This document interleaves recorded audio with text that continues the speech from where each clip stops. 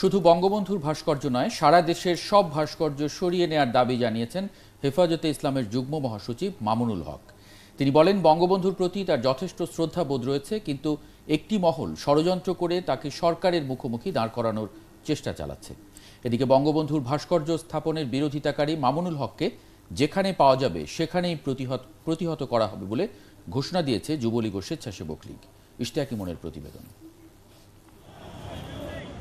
বঙ্গবন্ধুর ভাস্কর্য নির্মাণের বিরোধিতা করায় হেফাজতে ইসলামের যুগ্ম মহাসচিব মামুনুল হকের বিচারের দাবিতে মানববন্ধন করেছে স্বেচ্ছাসেবক লীগ। মানববন্ধনে স্বেচ্ছাসেবক লীগের নেতাকর্মীরা বলেন, ৭১-এর পরাজিত শক্তি জামায়াত বিএনপির মদদে নতুন করে ভাস্কর্য ইস্যুতে মাঠে নামার চেষ্টা করছে। ইরাকে আছে, ইরানে আছে, সব দেশে আপনার বিভিন্ন ধরনের ভাস্কর্য আছে। তাহলে বাংলাদেশে জিয়াউর রহমানের ছিল, তাহলে বঙ্গবন্ধুটা হলে সমস্যা কি? আমাদের এক ফোঁটা রক্ত থাকতে আমরা বঙ্গবন্ধুর ভাস্কর্যকে সরাতে দিব না। মামুনুলকে দেশের যেখানে পাওয়া যাবে সেখানেই প্রতিহত করা হবে বলে হুঁশিয়ারি দিয়েছেন কেন্দ্রীয় নেতারা। যেখানে মামুনুল হক মামুনাকে পাওয়া যাবে সেখানেই স্বেচ্ছাসেবক লীগের নেতা কর্মীরা প্রতিরোধ করে তুলবে। জননেত্রী শেখ হাসিনার ভ্যানগার্ড হিসেবে যারা পরিচিত, তারা একাই যথেষ্ট এই মৌলবাদী শক্তিকে প্রতিরোধ করার জন্য। এদিকে পুরানা পল্টনে এক সংবাদ সম্মেলনে হেফাজত নেতা মামুনুল হক বলেন, শুধু বঙ্গবন্ধু নয়, দেশে যেসব ভাস্কর্য বা মূর্তি রয়েছে তা দ্রুত সরিয়ে ফেলতে হবে। আমরা সকল ভাস্কর্যেরই বিরোধিতা করি এবং এটা আজকে আমাদের নতুন বিরোধিতা নয়, এখনো আমরা করছি। কাজেই এখানে এটা ইসলামের মৌলিক চেতনার সাথেই সাংঘর্ষিক।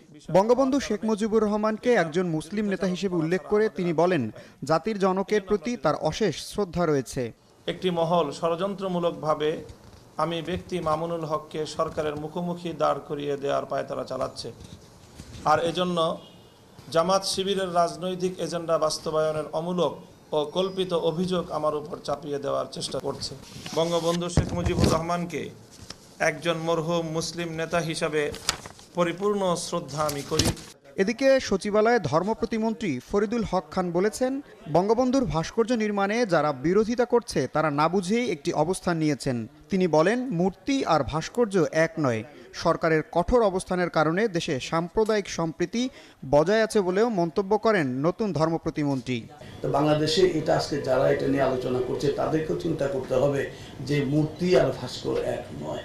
এইগুলোর একটা সমাধানের জন্য যে ধরনের কাজ করা প্রয়োজন সেটা আমরা কিন্তু আলোচনার সাপেক্ষে করবো ইনশাআল্লাহ। এদিকে বঙ্গবন্ধু অ্যাভিনিউতে বিক্ষোভ সমাবেশ করেছে যুবলীগ।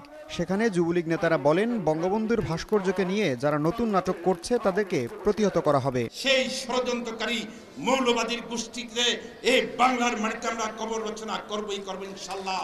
ইশতিয়াক ইমন, ৭১, ঢাকা।